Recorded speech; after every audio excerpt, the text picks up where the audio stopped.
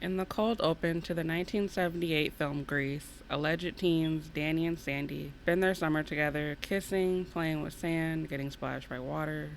Their summer romance comes to a heartbreaking end when Sandy tells Danny that she and her family will be moving back to Australia. Except they didn't. They just changed their minds. Okay. Sandy and Danny reunite at a pep rally and are both absolutely elated to see each other. But there's a problem. Because as Danny and Sandy look at each other and can barely contain their excitement and surprise, Danny's friends all look at him as if someone else took over his body. You see, Danny Zuko is a bad boy, and Sandy is a good girl. She doesn't drink, she doesn't smoke, she doesn't rat her hair, she's lousy with her virginity. Danny doesn't typically date girls like her. He also doesn't typically care about them either, I guess. This obviously wasn't the intention of the writers, but Danny's main conflict is that he's trapped in a prison of his own masculinity. He likes Sandy the way she is, but he can't show that in front of his friends because, as we all know, caring about a girl is gay. In the 2006 Disney Channel original movie High School Musical, Troy and Gabriella meet over winter break at a New Year's Eve party. They sing karaoke to a song that never existed until this very moment. They both talk about how much fun it was singing together and how neither of them have ever done anything like that before. They exchange numbers and then never see each other again. But wait! There's more! Hang on to your seat, baby! Cause this one's a screamer! But Gabriella has transferred to East High, the same school that Troy goes to. That's crazy. Their reunion doesn't end with anyone crying or throwing down pom-poms, though, thank God. Later, after looking at the Winter Musical's audition list, he subtly tells his friend Chad about how doing the school play can count as extra credit. Chad immediately shuts him down, shunning the theater because of its show music and costumes, because fuck that. You see, Troy's head is in the game, but his heart is in the song, and he's worried of what his friends will think of his love for singing. His friends want him to stick to the stuff that he knows, but Troy really wants this. Not only because he really likes Gabriella, I mean, that's definitely a big part of it, but because... Actually, you know what, it is because of Gabriella. But it is telling how a woman is able to get Troy to express a certain side of himself that he isn't comfortable expressing around the boys. I never thought about singing, that's for sure. Till you. Much like Danny, he's not able to truly be who he is out of fear of being ostracized from his social group. Fitting in and conforming to social norms is an inherent part of Grease's message. Sandy is constantly made fun of by the Pink Ladies for being a good girl, and decides to become a leather-wearing, red heel kicking, cigarette-smoking bad girl to impress Danny, despite the fact that Danny has treated her like absolute garbage throughout the entire movie. The High School Musical goes in a different direction. She looks too pure to be pink. In a classic scene in the movie Grease, Frenchie asks the girls if they would be willing to let Sandy into the gang, and Rizzo responds saying, "She looks too pure to be pink." Sandy Olsen is often looked down upon by the Pink Ladies, mainly its leader Rizzo, for being a prude. Although Sandy isn't really a prude in my opinion. I tried to Google what exactly a prude is, and I got some mixed results. Dictionary.com defines a prude as a person who is excessively proper or modest in speech, conduct, dress, etc. Merriam-Webster defines a prude as a person who is excessively or priggishly attentive to propriety or decorum, especially a woman who shows or affects extreme modesty. Urban Dictionary defines a prude as one who is reluctant in engaging in any sexual activities. Vocabulary.com says to be prude is to be prudent or careful. That's not a bad thing, but prude is usually an insult. A prude might gasp when someone says a bad word. Prude was borrowed from French, short for prude femme, wise and good woman. Wikipedia says they may be perceived as being more uncomfortable than most with sexuality or nudity. So for one, it's interesting that the word prude seems to always be associated with women. I mean, Merriam-Webster literally says especially a woman when they describe what a prude is. Which makes sense considering women are mainly the ones who get slut-shamed for how much they cover up or don't cover up. Men aren't really criticized for showing cleavage and aren't told that if they don't cover up, they're more susceptible to being assaulted. Must be nice. It's also interesting how the words excessively modest come up in these definitions, because Sandy doesn't read as excessively modest to me. Yeah, she wears long skirts and doesn't smoke or drink and doesn't rat her hair, but so what? How does that make her a prude? At no point in the movie does Sandy criticize the girls for smoking or drinking. In fact, during the slumber party scene, she tries smoking and even takes a swig from the wine bottle. She never once says she has no interest in having sex. She simply just hasn't had sex yet. There's lots of people who are late bloomers and didn't even have their first kiss until they were in their mid to late 20s. Some people have no desire to have sex. Sandy being perceived as a prude simply because she hasn't fucked yet is really frustrating and is a very harmful and narrow way to look at people who simply aren't ready to have sex yet. It's implying that because Sandy isn't having sex like the rest of the girls, that she somehow thinks she's better than them, even though, like I said, there's no evidence to suggest that Sandy feels that way at all. She's just being herself, and the girls, not including Frenchie, of course, have a problem with it. In Rizzo's case, it makes sense. Danny and Rizzo used to date, and since they've broken up, Danny seems to look down on Rizzo and kind of treats her like damaged goods. He refers to her as sloppy seconds in one scene, even. The resentment that Rizzo unfairly but understandably has for Sandy appears to come from this kind of underlying Madonna whore complex that is inadvertently splayed across these two characters. In a 34th Street article, Rima Bat says, "The Madonna whore complex is a concept first coined by Sigmund Freud. It represents the dichotomy of the Madonna, a wholly virtuous, pure, and chaste woman, and the whore, a promiscuous, seductive, and degraded woman. The issue with this understanding of female sexuality lies in its polarization and assumptions." She continues, "We can see this in the rhetoric men tout when they describe the women they deem worthy of being pursued romantically. Men often say they won't date women who have dated multiple people, who have slept with more than 2 people, and who sleep with people on the first date. All of these misogynistic and arbitrary rules reveal that men regard women who explicitly express sexuality undeserving of respect, and place women who are perceived as non-sexual, even if they are, on a pedestal in a dehumanizing manner. Women who embrace their sexuality become hoes, who are meant for the streets and not wifey material." In Greece, Danny never explicitly says that the main reason he's interested in Sandy is because of her virginity, but if you read between the lines, that is exactly what is happening here. In the beginning of the movie, we see Danny talking to a group of girls. His friends ask him if he's seeing anyone new, and he says, The same old chicks everybody's made with. this is a strong indicator that Danny doesn't think very highly of certain types of women. If he dismisses women whom he's already made it with, I can't imagine what will later happen between him and Sandy once they finally do it. Remember that scene where Danny refers to Rizzo as sloppy seconds? He's basically saying that since he's already had her, she's no longer special and isn't worth being treated with respect or dignity. It reminds me of a scene from an episode of Gossip Girl where Chuck bluntly tells Blair to her face that since she gave up her virginity to him, he is no longer interested in her. He says, quote, "You held a certain fascination when you were beautiful, delicate, and untouched," unquote. It's weird how we both do and don't want women to be sexual. Like Chuck said, many people feel being a virgin makes a woman more fascinating and angelic in a way. Like Sandy not having sex with Danny makes her a prude, but is also a huge part of why he wants to be with her. The other women that he's already slept with have already opened their legs, therefore they are no longer fascinating. Men are generalized for being obsessed with sex, and all they want to do is have sex, and that if a woman goes upstairs alone with a man, she should expect sex to happen. But if the woman willingly opens her legs, the thing presumably all men want, she's a whore? It doesn't make any fucking sense, and I hate it. What's also funny about this movie is that Sandy knows that she'll need to become sluttier in order for them to finally be together. So, ladies, just remember, don't ever have sex because being a virgin makes you more intriguing. But also do have sex because if you don't, you're being a tease and a prude and everyone will hate you. Okay? But in all seriousness, what are we supposed to take away from Sandy's arc?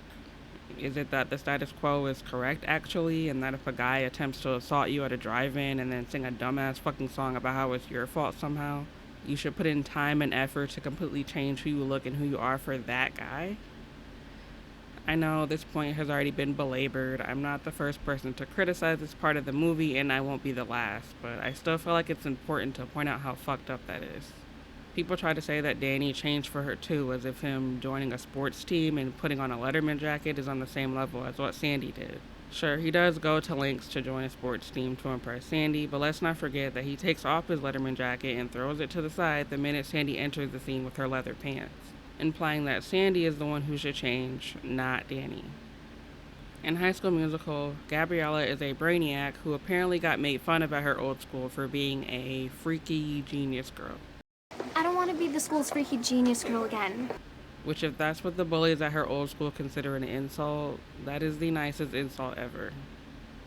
Throughout the movie, we see that Gabriella is just that.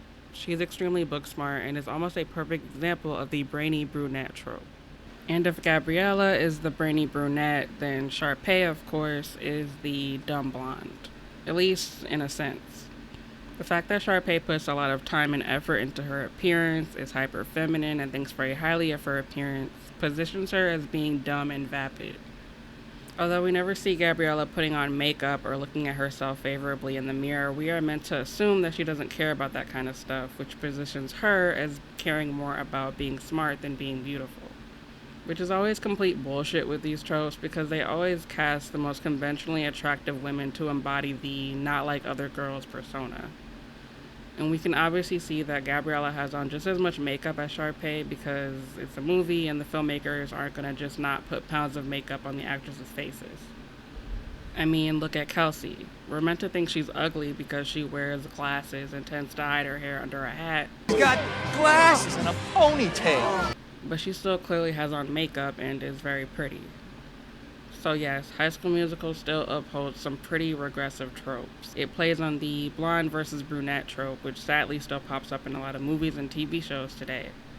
It even cropped up in HBO's Euphoria with Cassie and her sister Lexi.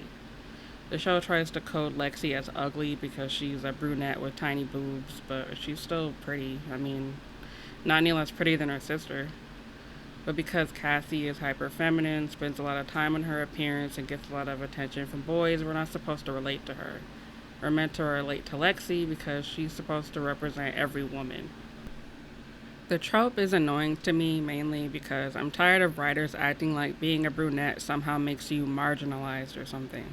Yes, being blonde-haired and blue-eyed is upheld as the highest form of beauty, mainly among women, but being a white brunette doesn't somehow mean you're like a minority or something. High School Musical slightly deviates from this since Gabriella, played by Vanessa Hudgens, is Filipina. And Taylor, played by Monique Coleman, is a black woman, so this isn't a typical blonde versus brunette thing.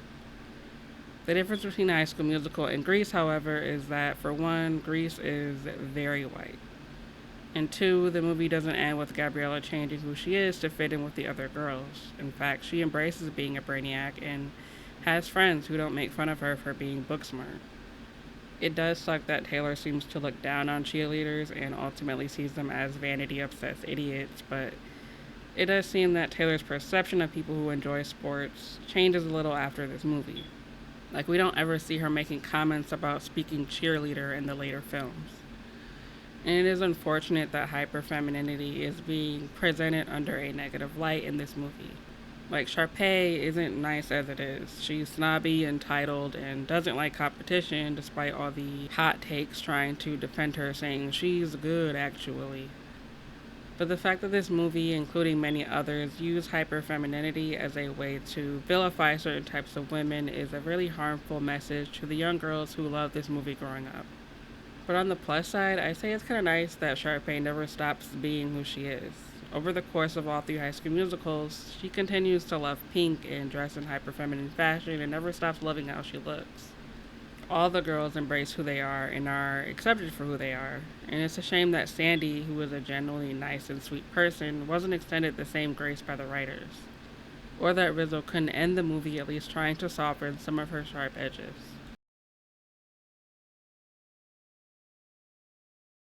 There's a scene in Grease where Danny, after making Sandy cry and run away at the pep rally, tries to apologize to her at the diner. He tells her that he wasn't himself and that he's got this image. Danny isn't able to finish his half-assed apology, but what Danny is getting at here is that the guy at the pep rally wasn't him, and that he was putting up a front to impress his friends, and that he didn't mean what he said. What's interesting here is that Danny acknowledges that the way he acted was terrible. He uses those exact words. Even after the incident, when Sandy runs away, Danny looks incredibly remorseful about it. If he didn't mean what he said and is aware that he was being unnecessarily mean to a girl that he really liked, then that means deliberately hurting her feelings in order to impress his friends and make them laugh was more important than anything. You can see the internal struggle all over Danny's face throughout the movie. In one short scene, Danny looks down, his mind clearly somewhere else, and Kaneki asks him if he's still thinking about Sandy, and Danny, of course, has to pretend that he wasn't, and that it's completely nuts of him to even think that he was. When he and Sandy go on a date to the diner, he asks her if she wants to go somewhere else when he notices that his friends are there. He knows that if his friends are around, he'll have to put up a front and pretend like he doesn't care about her. The minute Kaneki comes to the table, Danny's face drops. He can't tell them to leave because then they'll suspect that it's because of Sandy, and remember, he's not allowed to show that he cares about her. Despite how shitty Danny acts in this movie, I can still empathize with him to an extent. Being kind to a girl you like, being happy when you see her, and being proud to be her boyfriend are all things that would categorize a man as being whipped. When it comes to women, the only thing that men should be excited about is getting into her pants.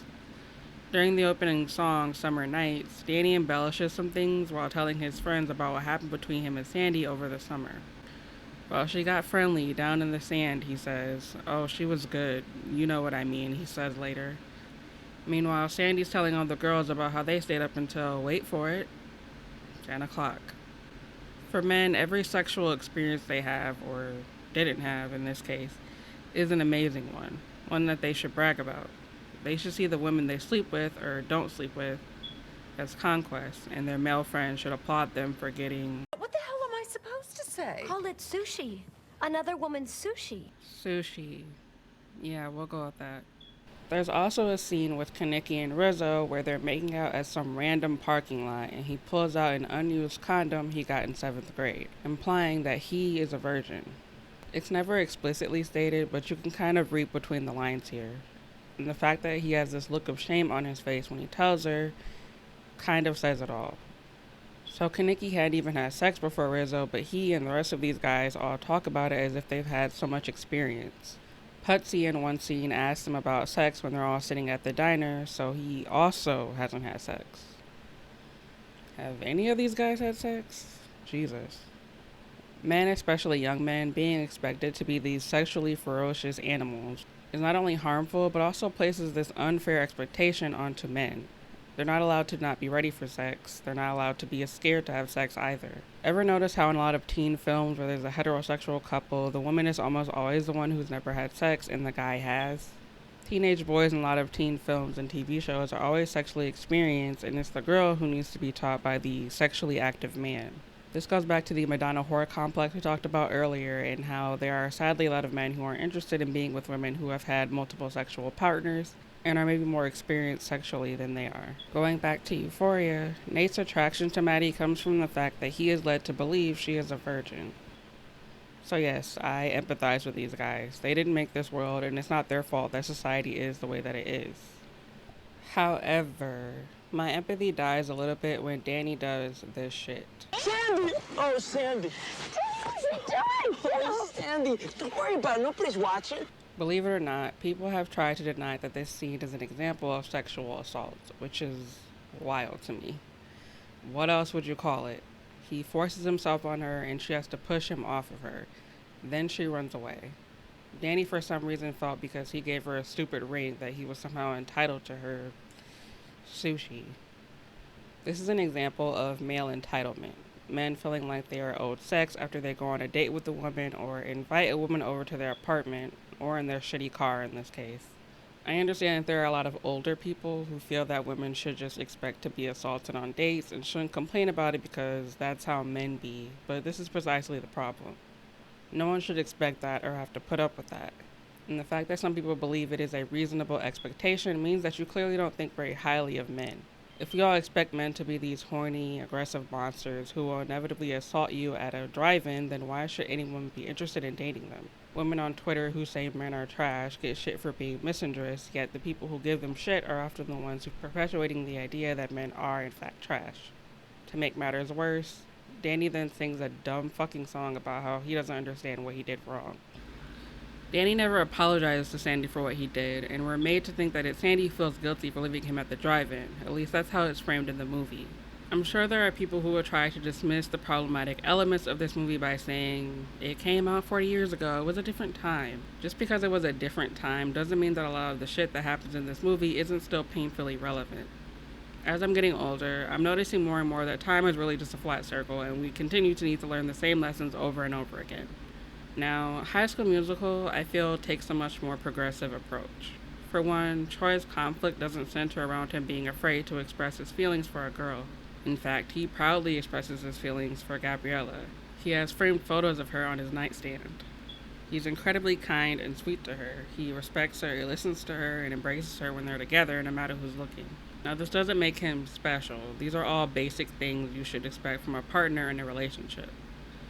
You should never date someone who is embarrassed to be with you in public or doesn't respect you, but this is still a nice update from the 1978 movie. There are tiny moments where Chad and Troy's dad take little jabs at Troy for liking Gabriella, but it's not nearly on the same level as Grease. When people try to defend Sharpay by saying she was actually the victim, which I strongly disagree with, by the way, they try to say that it's Troy who is the actual villain of the movie. And I honestly just don't understand where they're getting that idea from. Troy is honestly one of the nicest jock characters we've ever gotten in a teen movie since Paul Metzler in Election. And getting a jock character who isn't a rapey, misogynistic, arrogant asshole in a teen movie is a breath of fresh air. To repeat, he has a framed photo of Gabriella on his nightstand. Imagine going out of your way to get a framed photo of your high school girlfriend. He also auditions for a whole ass play just to get close to a girl he likes. You can't tell me that's not adorable. When Troy's friends make fun of him and shame him for wanting to audition for the winter musical, he eventually calls them out for not being good friends. He tells Gabriella that his friends not wanting to accept his passion for singing is not his problem, and that they're going to have to get over it because he's going to sing whether they like it or not. Troy understandably at first fears auditioning, but the movie doesn't end with him deciding to stick to the status quo to make his friends happy. It ends with his friends realizing they were wrong, and him not being afraid to be himself. That's a pretty brave thing to do as a teenager. Peer pressure is tough. When I was in school, we always got these messages about how we should be kind and be ourselves or follow our dreams or whatever, but those don't always translate into action. Kids don't become nicer because of be nice posters in the school hallways. Kids can be really mean, and just being yourself is not always as easy as it sounds. Grease almost comes to this conclusion when Danny tells his friends that Sandy means a lot to him and that he'll do anything to be with her. But let's not forget what happens right after he says that. Grease chickens out and decides that no, Danny should stay a bad boy who doesn't respect women's feelings, and Sandy should develop a smoking addiction to win Danny's heart. Now, I'm not saying this ending isn't realistic. At the end of the day, they're teenagers.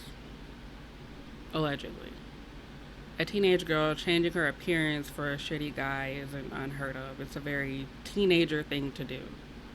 I think the problem is that the movie is sort of condoning this message that if you're dealing with peer pressure, you should just give in and do whatever you can to fit in. It represents how tough high school can be for men and women and the bullshit gender norms that affect all of us, whether we like it or not. But if you're going to show that and end the film by saying, well, that's just the way it is, let's fly off in a car and go to heaven, I guess, it's very bleak.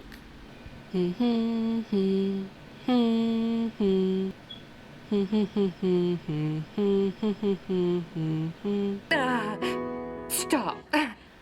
It may not be clear from how harsh I've been on Grease, but it is one of my all-time favorite movie musicals. Just like HSM, I absolutely enjoy watching it every time. I think it's important to always be critical of the things you love. Just because a movie has really problematic elements or has really regressive tropes that can ultimately have a negative effect on our views doesn't mean we should just completely write it off. It's not helpful because a lot of movies have really shitty and harmful tropes, so if you're going to cut out every movie that's problematic, you're going to run out of movies, I feel like. But I also don't think it's my place or anyone's place to determine what should offend others. If you think Grease is fucked up and have no interest in it, I have no problem with that. I personally love critiquing movies and shows and breaking down the themes and messages that are happening in them. It's good to have these conversations so that we don't continue to repeat the same mistakes. During the 90s and early 2000s, when more and more teen shows became more popular, there were a lot of storylines centered around student teacher relationships. Those teen shows unfortunately made light of this, giving its young viewers the idea that these types of relationships are hot instead of what it actually is: gross and predatory. There's been a large discussion lately around how and why portraying a student teacher relationship as sexy is dangerous, and how if you're going to portray these kinds of relationships on screen, you need to make it clear that you're not romanticizing it. When the first season of Riverdale came out, they tried glorifying the relationship that Archie had with his high school teacher, Miss Grundy. Except this time, the internet was not having it. There was such a strong backlash to it that they ended up killing off said teacher in the next season. It was pretty incredible, honestly, because I remember when Pretty Little Liars first came out and how people used to ship Arya and Ezra together, and now most people find that relationship to be repulsive. And then seeing the way people completely rejected the Archie Miss Grundy thing was so refreshing to see. We were truly done with that disgusting trope and we're tired of teen shows glamorizing it. This to me is a great example of why having these discussions is so important. The media we consume has an effect on us whether people want to admit it or not. It's not just about what's happening in these movies or shows, it's also our response to it. That's why I think High School Musical is the perfect update to Grease. People can say what they want about the HSM movies. I mean, HSM 2 and 3 are their own beasts, but the first High School Musical holds up pretty well in my opinion. It has a good, wholesome message about embracing your passions and being accepted for who you are. About how being talented and ambitious is not an excuse to be an asshole to people, and that everyone should have an equal chance to try something new. High School Musical is a good movie, okay? And if you haven't seen it in a while, it might put a smile on your face, and you might just take something useful away from it. Like, perhaps... It's hard to believe that I couldn't see that you were always right there next to beside me.